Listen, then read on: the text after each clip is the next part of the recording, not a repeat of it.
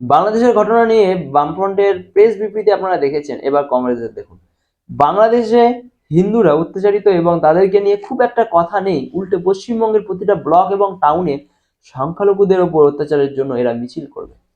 দুর্গাপূজার সময় পশ্চিমবঙ্গে বিভিন্ন জায়গায় যে আক্রমণগুলো হলো এবং সম্প্রতি যে বেলডাঙ্গার ঘটনা ঘটলো, সেটা নিয়ে এদের মন্তব্য শুনতে পারবেন না। বেশ কয়েক বছর আগে একটা কথা মনে পড়ে গেল।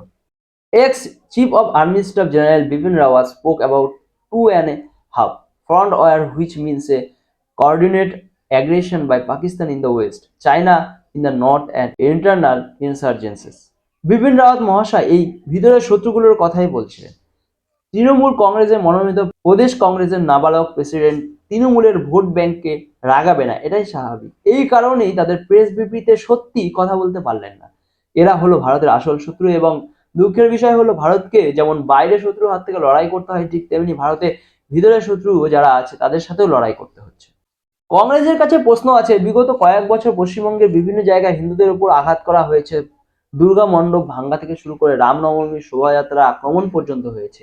নির্বাচনের সময় মুর্শিদাবাদের ঘটনা সবাই জানেন এবং সম্প্রীতি বেলডাঙ্গার ঘটনাও আপনাদের অজানা নয়। এই ঘটনাগুলোতে কংগ্রেসের কোনো মন্তব্য থাকে না কেন?